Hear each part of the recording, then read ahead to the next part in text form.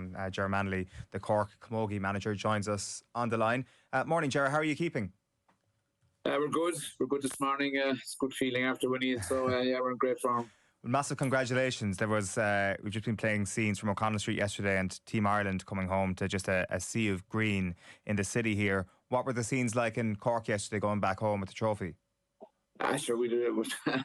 The train was a bit manic, and the girls had we'd good crowd, I suppose, on the way down, but with big crowd in Castle Road, the Camogie grounds. We weren't allowed down the open top bus. There were the roadworks in Parsky Street, and the local Guardian Council wouldn't give us down. I think it was the same with the senior hurlers, but we went back to Castle Road, and it was very well organised with a big crowd, and they put on a good show. Now both teams came back, so there was a good atmosphere there. Yeah. How does winning this year's All-Ireland compare to last year's, given last year's comes on the back of 2 back-to-back defeats, and also from your own perspective, being manager this year compared to being in the backroom team? It was totally different. I suppose, I was looking up being the 2 years previously with Matthew, and we, I suppose, taking over the manager's role was a bit different. I managed lots of teams. I've been wanted probably encouraging to come to teams, but they're a very focused group, the girls, and I suppose our aim at the start of the year was to get back there. We came back late, and I suppose the difference between the two matches is they were like chalk and cheese. I suppose Waterford, give to their credit, I suppose we got a bit of a run last year in the final, and they didn't show the true work. But I think yesterday, I looked at many more bits and pieces of it. But for me, it was the best Galway performance in my time that we've came up against, and I think we withstood it. But I do think that we went to a different level this year. We didn't focus really on the league, and we focused for the championship. And I think you saw yesterday, look, when they came at us near the end there, I think we stood our ground, and I think we deserved it in the end. I do want to come back to how you approached the season as well, because some of your comments on Sunday were very interesting in terms of the time you spent away from one another as much as the time you spent together this season. But just on the game on Sunday, it was a brilliant final. In the third quarter, I think most of the neutral observers, when they saw Cork put in that third quarter performance, started to think, right, this is done and dusted, this is game over. How much credit do you give to your players for actually responding to the backlash from Galway midway through that second half? Yeah, well, I suppose just going on to the third quarter is probably the area we struggled all through the year, even with all our big scores, because I suppose we stand our set, and I think it was the best third quarter we had in all the matches. And they came and top us, and they're a very good team like that. And look, I suppose a couple of frees, and like they're very good players. Donoghue, Noel, and all of them there. McPeak, they're all very good players. Kilkenny, and I suppose the subs bench made the difference for us all year. That bit of freshness that coming on. I think we started the year, myself and Liam probably sat down last November. We went through the squad, and we decided, we needed to freshen it up a small bit, but we wanted to make it more competitive.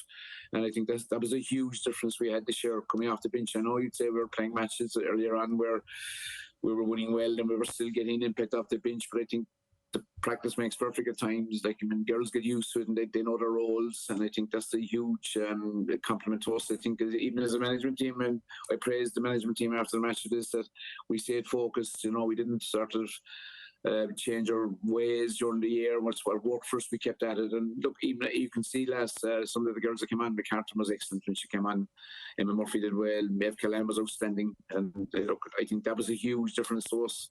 And we did set our stall out. We came back very late. We didn't come back to the wrong. I think our first training session was the 13th of January. We played the league a month later, and we were in training once a week on the field. And it was hard enough to get pitches because there are very few. The county board don't have access to lights, so then we were begging, and we've been very lucky, I suppose, with UCC, CIT, and Cork GAA gave us Parky Ring and Parky Keeve there for a few nights as well. So look,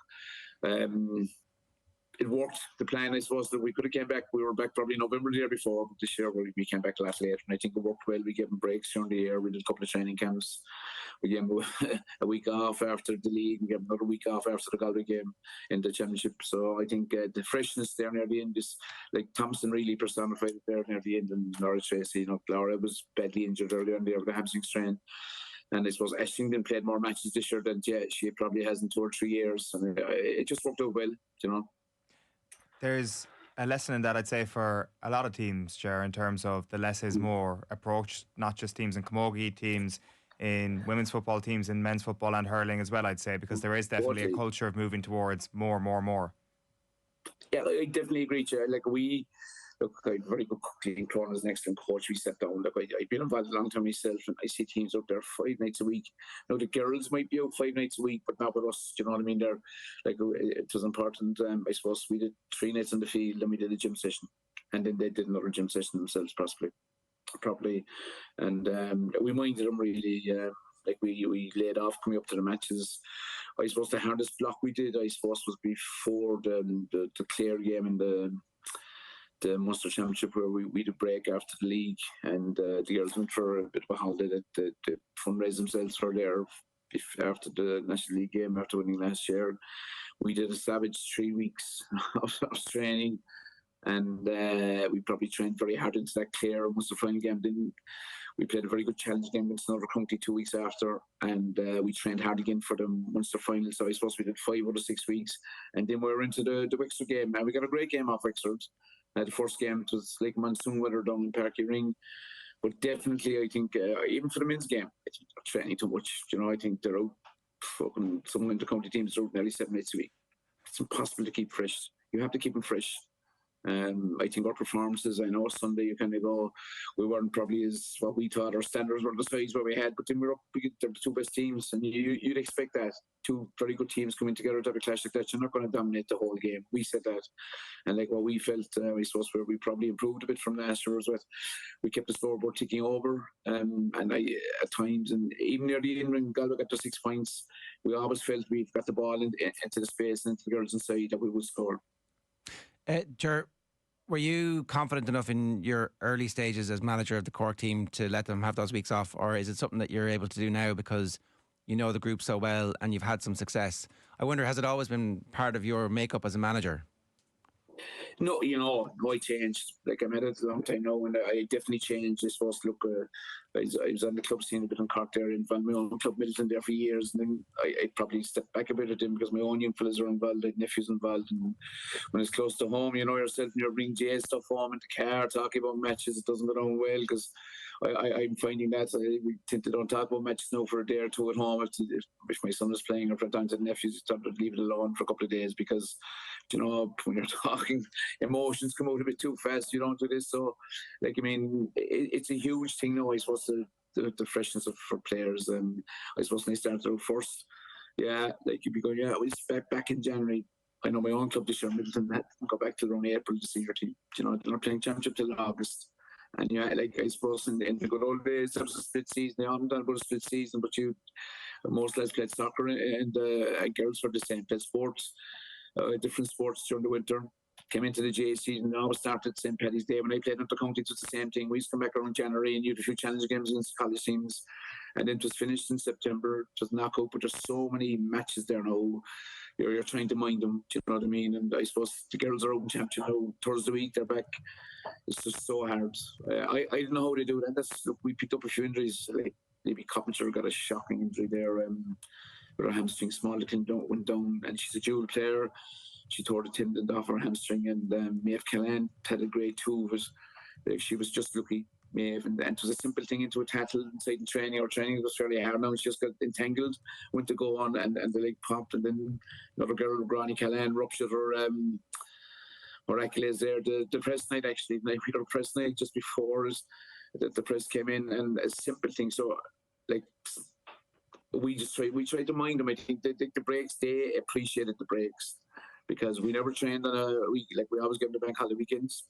If we were training bank holiday weekend to be Saturday morning or late, to give them the Saturday night, the Sunday, the Monday, but they will do their work. And sorry to interrupt, but so you've learned along the time to mind them and let them go, because that wouldn't always have been the case. And I suppose you hear a lot of managers who are like, I can't give them a week off, I'm not sure they're going to do anything. Or there's that still that fear. You obviously have trust built up with them on both ways that actually...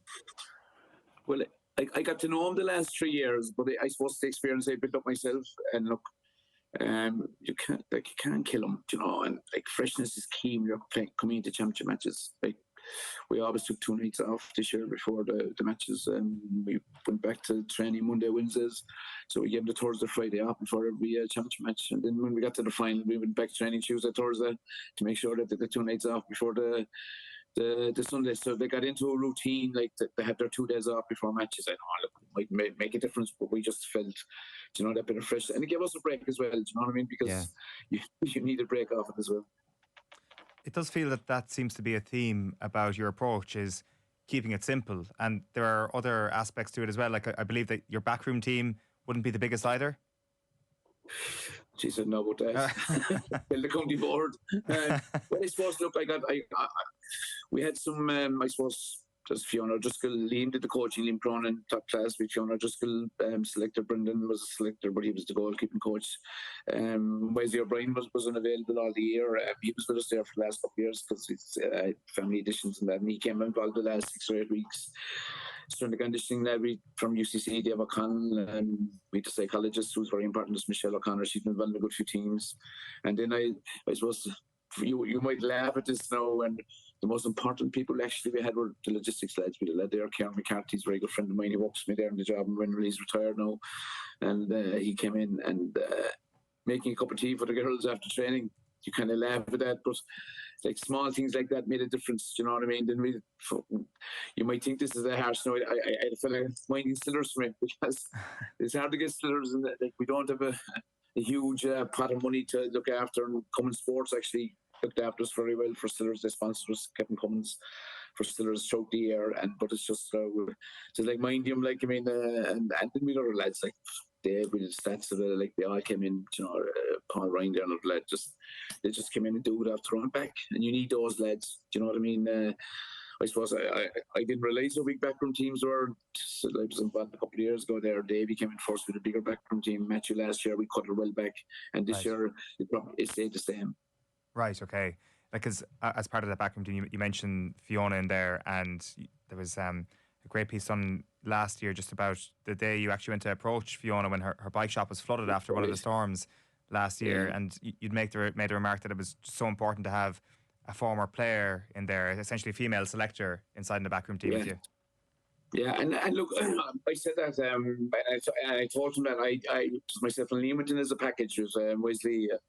That's when we went forward, and there's a girls' game, and they wanted a bit of continuity, but look, we weren't too sure would we. But I know Fiona a long time. I suppose my first team I trained, adult team, was Fiona's club team, Father O'Neill's, and like I always got on well with her, super player. Like she coached the team before, and there was other girls we were thinking about, but she was the first choice. And that day, the floods, we got very badly flooded here in Middleton, and I went down and I was talking to her in the shop, and I led down just looking at the wearing for her and stuff. And next thing, I said to her, I was thinking about her, said to give you a call. And I left her on for a couple of days because she was under savage pressure. And she came back to me and she spoke to us again. She made a call. And look, she's very wise. Look, she's around. She's been involved. Very tuned in, and like I think you need women involved in the selectors, and that's everything. And she did a few coaching sessions as well for us, on the field when she was at it, she was doing the forwards and that. I think that's the way forward for the Camogie. You need to get more people involved. It's come us involved, but I mean, you do need people like that involved. Ger, when it comes to your own background, you obviously played with Cork for a number of years, played a bit of football as well. You won a Munster title with the Hurlers, played in an All-Ireland final with the Hurlers. Why did it end up being Camogie that you ended up coaching in? I was actually, I did mostly hurling. I was with the Cork minor team for 3 years, manager. Right. I suppose I was supposed to get the 20 job in, but the strike came along just straight out. And at that time, I was supposed to be doing the under 20 job, and next thing, they asked me would I step aside for one of the lads that was supposed to be more from senior team, and I did. I just didn't get involved after that. It was a couple of times, and I really had the interest in my job. Didn't really suit. I suppose I was in shift. I'm not in shift anymore now. I'm Monday to Friday in my own job. I'm in the prison service, so I'm Monday to Friday in the prison. So it suited me the last 5 or 6 years. Do you know what I mean? That's plenty of time off. I trained good few teams around the place. But I mean, and you know what? I never looked to train teams. If I'm asked, if I'm asked, I'll do it. I look, my father was involved for years. My in-laws, as I call it, my wife's family have been big GAA people. O'Brien's Middleton, they're big GAA people as well. Speaking of that family aspect of things, I know that when you were given your interview to RTE side of the pitch on Sunday, you were on FaceTime to your daughter. You were talking about, I think your mother meant to be watching it from her home as well. She was in Australia, yeah. She was in Sydney. She's up and down between Sydney and Melbourne. With my young fella, Ger, was in the crowd, and he threw in the phone. He did theirs on the phone. It was 3 o'clock in the morning in Sydney. So they pulled me for an interview, and I was talking to her. I put her into my pocket. And next thing, she was, I could hear my pocket as she was shouting at the phone, and I put her up there. Yeah, tough going. She's up there 2 years, nearly 2 years, well, 18 months. But it's great. She looked at what's happened like this now. We talked to her. I talked to her every morning going to work in the car. And, but she was delighted. She's a big sports fan as well. We all are. Like, I mean, I suppose you need your family really behind you in sport, because if you don't, like, you can't go. Like, since I met my wife and that, like, as I said, when I had the 2 kids, it's easier to go training than mind the kids. That's honestly, And obviously that Wesley O'Brien there, he was a new child. It was easier to come training than mind the kids. He said no, and eventually he admitted it's easier to come training. And that's not like, you need a good woman in your life. There's only one boss, like, I mean, and that's the wife. So yeah. It was nice. Now, it was nice to get onto her as well, because she was delighted. Yeah, I'd say you probably miss each other more when you have a phenomenal moment like that on Sunday afternoon. Yeah, it is. Look, all my in-laws are there now, and that. My brother was there to match and that, and my mother's in the home, the Chrome there now. She's not bad. Look, she's dementia there. It's tough going. They don't know you, so it's nice to have them like that. And look, because when you win, you appreciate these all things. Like you know what I mean? I've lost so many finals in my time. Like, you learn from them, So when you win them, we enjoy them. And look, it's tough going. But look, I have to say about the Camogie, the team itself, I train many a men's team now, but the girls are so tactically aware. You've probably seen it yourself from watching games now. The tactics involved, but they take it all on board, like, very focused. They question themselves, constantly looking to learn. Whereas you come to a men's, a lads restaurant there and say, right, lads, come on, get out there and do that. And like, that was the way it was, but it's gone so different in the last 10 years, I suppose. But with the girls' game, like, they're so good. Like, you can see the way they work the ball around the field. There's no ball given away. They're using the ball all the time. They're working hard. They're tackling hard. And I suppose that's what I appreciate from the Camogie girls the last couple of years. I've seen the talent was there, and like, it's very hard not to accept the job. And like, what we in Cork, I suppose, man said to me there, he's involved. You always have a chance with the Cork Camogies winning an honor semi-final, because there is a huge talent pool in Cork. And like you saw, the intermediate team won yesterday. There's minor teams that are winning. And look, we brought in a few minors this year training with us 18-year-olds, and I suppose Aoife Healy there, you see that, Maeve Murphy, Orla Callan, they came up for a team, Serge McCarthy, they all came up, and we've another few girls that are exceptional as well that you'll probably see on the panel next year. You mentioned your career there a moment ago, Ger. I was reading a piece from way back in Hogan Stan magazine yesterday about you, where you talked about working in the prison service. I believe you're governor of Cork Prison now at this point, but it's obviously something that's... one of the governors, second commander, yeah. And right. Look, I suppose, I've been lucky enough, 30-odd years in the prison service. It's changed a lot throughout the years. Very well looked after, I suppose. I was lucky enough in my time. When I joined the job first, it was purely GAA orientated. When I started I said the first day I joined in this, I suppose when I came to Cork first, I started on a Saturday. I played a match on the Monday night. I was on the inter-county panel, but I had to play a junior B football game at the prison on the Monday night. That brought me down there fairly fast, and they've always looked after us fairly well in there. And look, it's very good comrades in there, and look, they all look after each other. But sport was a huge thing when I came into the prison. First, I suppose, when the Club Ireland, we won an Interfirm Ireland back in '95. We were talking about it there recently, and one of the lads now, Cairn, was involved, the logistics man, and he was playing as well. And it's brilliant in the prison. Like, you need that bit. Look, it's a tough enough job, I suppose, but I suppose, and so you sit now at the stage. But sport is huge. It was huge, and there's changing a bit now, I suppose. A lot of the younger lads that are coming into the job or into the GAA like way before. I know there any GAA. You might get a GAA team up in GAA civil service, but because they have young staff, but around the country, I don't think we had it, and we hadn't it in Cork for 10 years. I'd say. Look, I was playing up. I was nearly 30, 39. We were always playing out, but it was a very good job to me, and I suppose sport was huge, and it gave you a breakaway as well from working inside. Tough job. But it's obviously something that's kept you unbelievably engaged, and you have a massive passion for it, given you've been working in it for so long. Yeah, surely. I mean, look, they're all telling me I should retire. I have my time done, but I just like the job, Got great friends out of it. Look, lots of lads are involved. You'd be surprised how many lads in the job are involved in inter-county teams and club teams. Loads of lads are involved in up along. A friend of mine was involved in Roscommon. There was a lad there involved in from the county in Kerry during the week in hurling as well. Lads in Cork are involved. I'd say there was a good few at the match now Sunday. They're involved in senior clubs in Cork, everything. There's always somebody with the GAA, and there's other sports. There's basketball, there's rugby, there's soccer, but the GAA is still the big one. And there's a good few involved in Camogie. Do you know what I mean? So their daughter's playing and they were at the match on Sunday.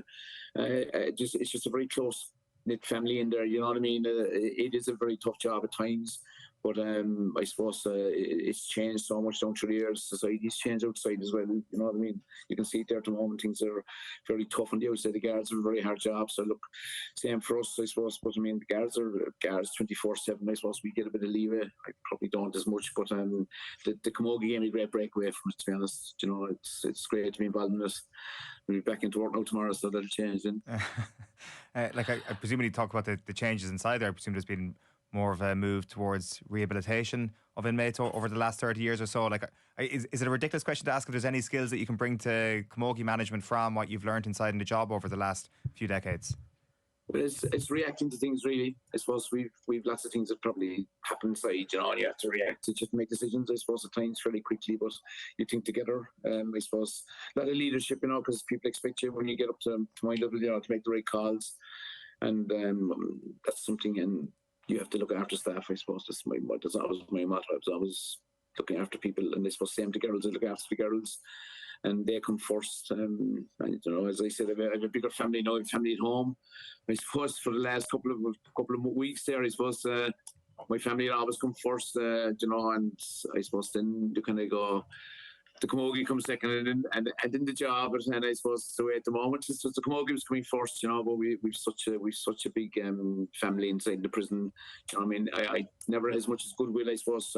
Even my playing career now, like, I mean, give an example. We visited Crumlin. We were in Crumlin yesterday morning there, and my own young lad was up there for 8 or 10 weeks back in 2000. I think it's 98, so 90. We were there for 8 weeks. And I was well looked after by staff, and like they gave me holidays, you know, when he was very sick.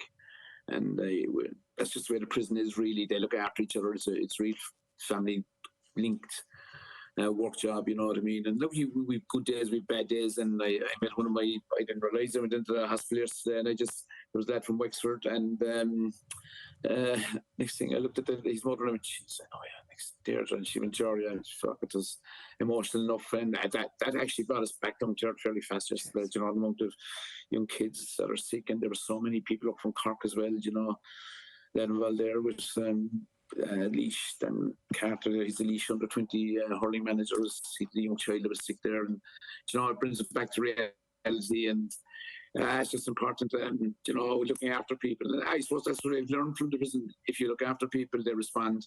And I think it's a big thing.